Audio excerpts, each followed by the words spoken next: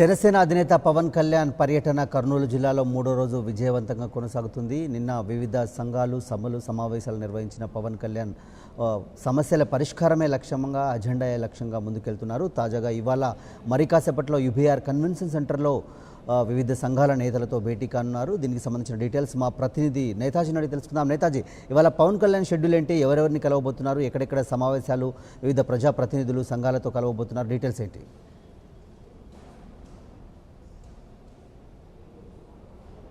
జనసేన అధినేత పవన్ కళ్యాణ్ కర్నూలు జిల్లా పర్యటన విజయవంతంగా కొనసాగుతుంది. ఆయన మొదటి రోజు సి క్యాంప్ సర్కిల్ నుంచి కొండారెడ్డి బుర్జు వరకు రోడ్ షోను నిర్వహించారు. అది గ్రాండ్ సక్సెస్ అయింది. లక్షల సంఖ్యలో అభిమానులు ఆ రోడ్ షోలో పాల్గొన్నారు. అనంతరం కొండారెడ్డి బుర్జు వేదికగా ఆయన బహిరంగ సభ జరిగింది. అది కూడా గ్రాండ్ సక్సెస్ అయింది. ఆ తర్వాత నిన్న అంటే రెండో రోజున ఆయన యూబీఆర్ ఫంక్షన్ హాల్లో ముందుగా విద్యార్థులతో సమావేశమయ్యారు. విద్యార్థులకు సంబంధించిన అన్ని సమస్యలను కూడా అడిగి తెలుసుకున్నారు. అలానే జనసేన పార్టీ తరఫున విద్యార్థులకు ఏ విధంగా అండగా ఉండేది కూడా ఆయన వారితో పంచుకున్నారు. ఆ తర్వాత ఇక్కడే దగ్గరలో ఉన్న జగన్నాథ గట్టు బాధితులతో ఆయన భేటీ అయ్యారు. బాధితులకు సంబంధించిన సమస్యలు ఏవైతే ఉన్నాయో అవి పూర్తిగా ఇళ్ల నిర్మాణం జరగలేదు. వైఎస్ రాజశేఖర రెడ్డి హయాంలో నిర్మించిన ఇళ్లకు సంబంధించి దాదాపు 9,400 గృహాలు అలానే ఉన్నాయి కాబట్టి దాని మీద కూడా వారితో చర్చించారు. వారికి అండగా నిలబడతానని హామీ ఇచ్చారు. అనంతరం కోడుమూరు, ఆళ్లగడ్డ ఆ రెండింటి దగ్గర ఆయన రోడ్ షోను నిర్వహించారు. ఆళ్లగడ్డలో పచ్చి రైతులతో కూడా సమావేశమై వారి యొక్క సాధక బాధకాలను తెలుసుకున్నారు. జనసేన పార్టీ తరఫున రైతులకు ఏ విధంగా అండగా ఉండేది కూడా వారితో ఆయన ఆ విషయాలన్నింటిని కూడా చర్చించారు. వారిలో భరోసా కల్పించారు. ఇక ఇవాళతో పవన్ కళ్యాణ్ కర్నూలు జిల్లా పర్యటన మూడవ రోజుకు చేరుకుంది. ఇవాళ ఆయన ప్రస్తుతం మనం ఎక్కడైతే యూబీఆర్ ఫంక్షన్ హాల్లో ఉన్నాం, ఇక్కడ ఉదయం 11:30 కర్నూలు జిల్లా జనసేన కార్యకర్తలు ఎవరైతే ఉంటారో వారందరితో కూడా సమావేశం అవుతారు. జనసేన పార్టీకి సంబంధించిన 7 సిద్ధాంతాలు, కులాలను కలిపే ఆలోచన విధానం, మతాల ప్రస్తావన లేని రాజకీయం, అవినీతి లేని రాజకీయం, ఇవన్నీ ఏవైతే ఉన్నాయో వాటన్నిటి మీద కూడా వారితో చర్చిస్తారు. అలానే విజన్ డాక్యుమెంట్లో పొందుపరిచిన 12 అంశాలు ఏవైతే ఉన్నాయో వాటన్నిటిపైన కూడా ఆయన కూలంకషంగా చర్చిస్తారు. మరీ ముఖ్యంగా election commission of India Janasena పార్టీకి గాజు గ్లాసు గుర్తుని కేటాయించింది. ఆ గాజు గ్లాసు గుర్తుని ప్రజల్లోకి వీలైనంత త్వరగా తీసుకెళ్లాలి. ఇప్పటికే గాజు గ్లాసును చూపించగానే జనసేన పార్టీ సింబల్ అని ప్రతి ఒక్కరూ అంటున్నారు. దాన్ని ఇంకా బలంగా తీసుకెళ్లాలి. అలానే సార్వత్రిక ఎన్నికలు అతి తక్కువ సమయం ఉంది కాబట్టి కార్యకర్తలు, నేతలు అందరూ కూడా సమన్వయంతో పనిచేసి పార్టీ గెలుపు కృషి చేయాలని పవన్ కళ్యాణ్ ఇవాళ జరిగే సమావేశంలో వారికి దిశానిర్దేశం చేయబోతున్నారు. ఆ సమావేశం పూర్తయిన వెంటనే 12:30 ఆయన వీర మహిళా విభాగం ప్రతినిధులతోటి భేటీ అవుతారు.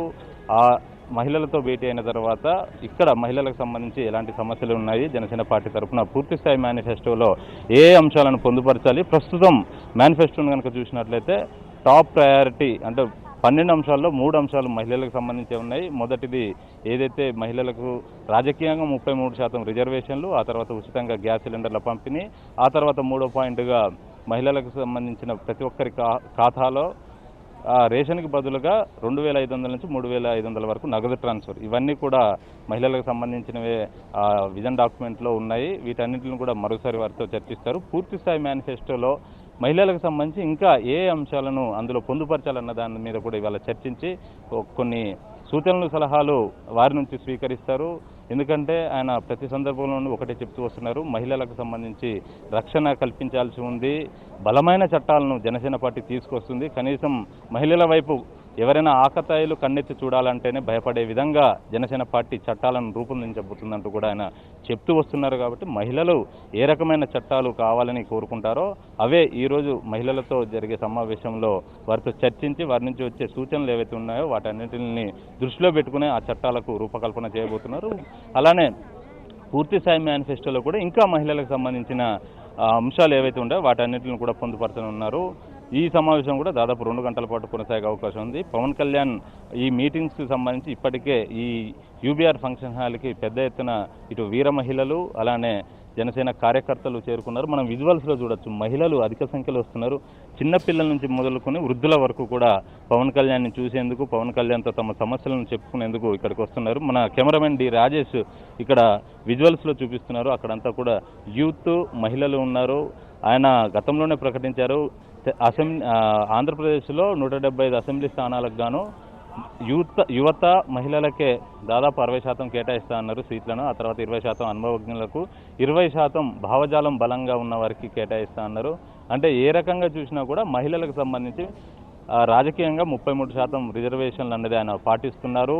అందుకు గతంలో ఆయన ప్రకటించిన కమిటీలనే మనం చూడొచ్చు. ముందుగా మహిళలకు సంబంధించి 22 కమిటీలను ఆయన ప్రకటించారు. ఆ తర్వాత పురుషులకు సంబంధించిన కమిటీలను కూడా ప్రకటించారు. ప్రస్తుతం ఇక్కడ మనతో ఇవాళ వీర మహిళలు ఉన్నారు.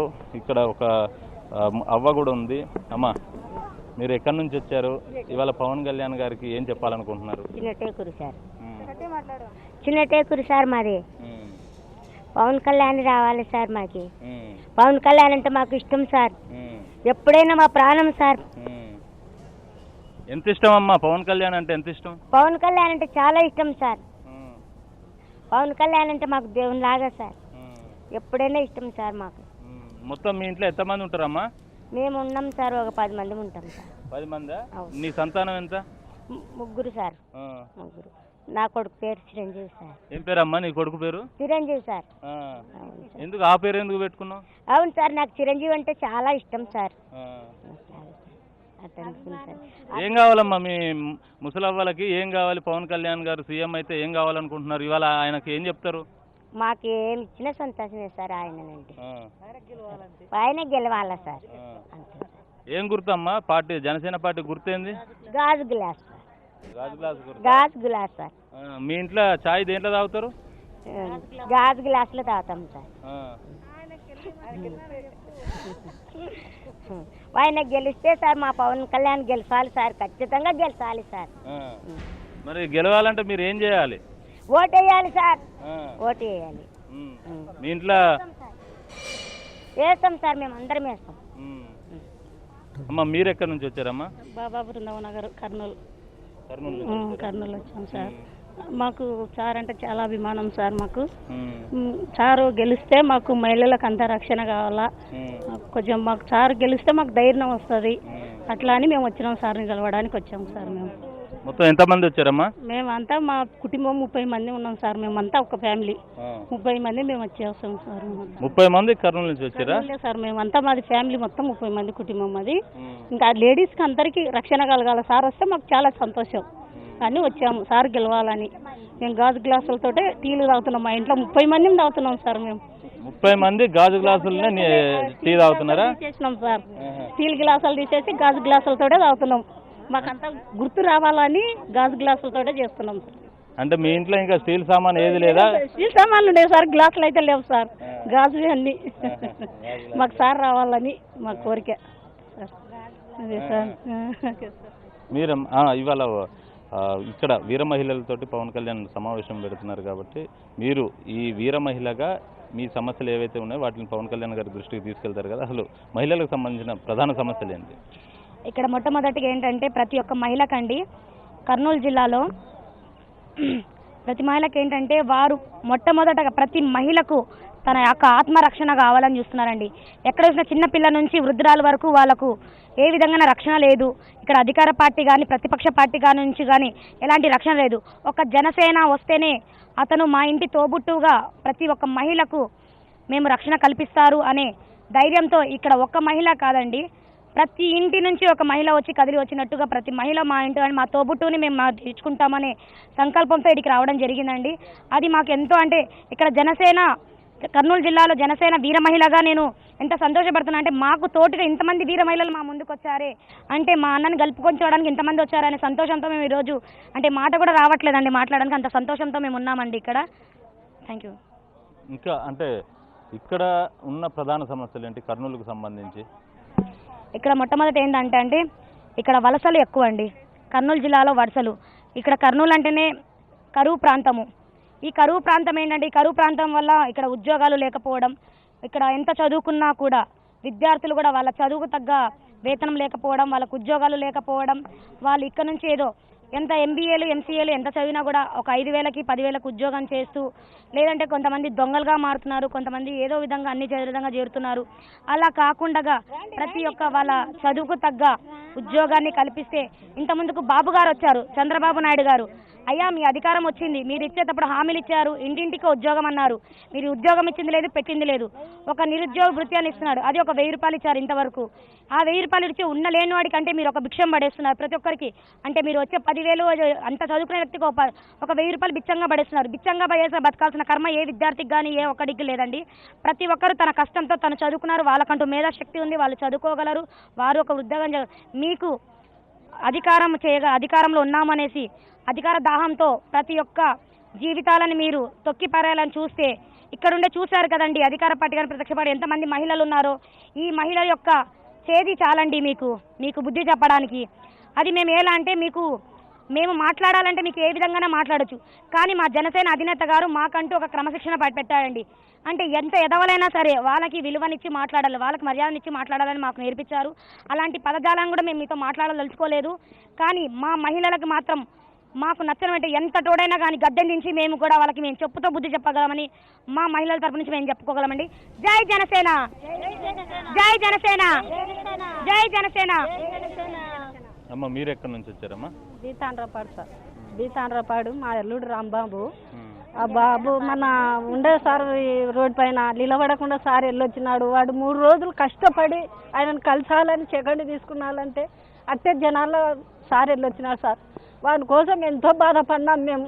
అంగడి పెట్టుకొని ఇద్దరు ఆలు మొగుడు భర్త. ఇవాళ మిమ్మల్ని కలుస్తారులే అమ్మా, మీరు ఇక్కడికి వచ్చారుగా, మిమ్మల్ని కలుస్తారు. మీకు మహిళలకు సంబంధించి ఏమున్నాయి సమస్యలు? ఇవాళ కళ్యాణ్ గారికి ఏం చెప్పాలనుకుంటున్నారు?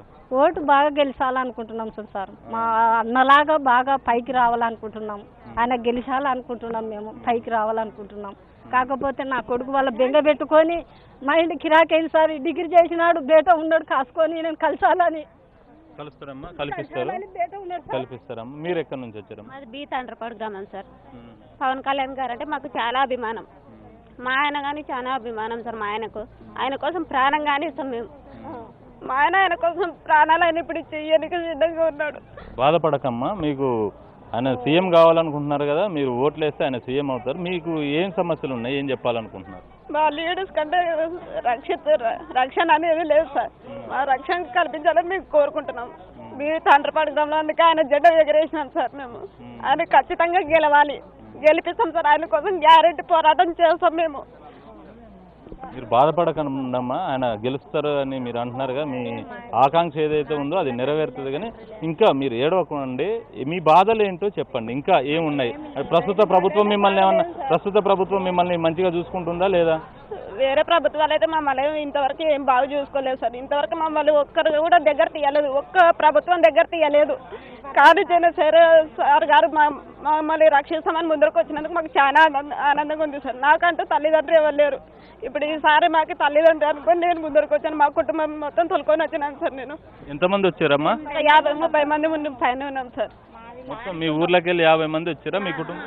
వచ్చినాం సార్, 50 మందికి పైన వచ్చినాం సార్ మేము అందరూ. అందుకే మా కుటుంబం మొత్తం మా ఊరు మొత్తం సారిగా ఓటు వేయాలని అనుకుంటున్నాం సార్. మేము ఖచ్చితంగా సార్ గారు గెలవాలి, గెలిపిస్తాం సార్, గ్యారెంటీ గెలిపిస్తాం మేము. మీ సారు గుర్తేందమ్మా? గాజు గ్లాస్ సార్. మేము టీ కూడా గాజు గ్లాస్ లోనే తాగుతాం సార్. మాకు చికెన్ షాప్ ఉంది, టీ షాప్ ఉంది. మేము ఆ గాజు గ్లాస్ తోనే టీ ఇస్తాము అందరికి. మేము అదే గుర్తు పెట్టుకున్నాం సార్. ఇంకా ఖచ్చితంగా సార్ గెలవాలా. మా ఆయన పెద్ద చదివినా కూడా మేము చికెన్ షాప్ పెట్టుకున్నాం. లాస్ట్కి ఉద్యోగం అనేది లేదు సార్, ఎవరు ఇవ్వడం లేదు జాబ్. ఏం చదివిరమ్మా మీ ఆయన? డిప్లొమా కంప్యూటర్ సైన్స్ చేసినారు సార్, ఇంజనీరింగ్. మీరేం చదివిరమ్మా? మేము 8th క్లాస్ చదివినా సార్, నర్సింగ్ చేసినాను అంతే సార్. నేను ప్రైవేట్లో చేసినాను. ఇంకా ఇప్పటికి ఇద్దరం, నేను మా ఆయన చికెన్ షాప్ పెట్టుకొని బతుకుతున్నాం సార్. అందుకే ఇంకా మా పవన్ కళ్యాణ్ సార్ గారు అంటే మాకు చాలా అభిమానం. అందుకే జెండా ఆవిష్కరణ చేసినాం సార్ మొన్న. రేఖ సార్ మేడం గారు, సురేష్ అన్న గారు అందరూ వచ్చి మాకు జెండా ఆవిష్కరణ చేసి వెళ్ళిపోయినారు సార్.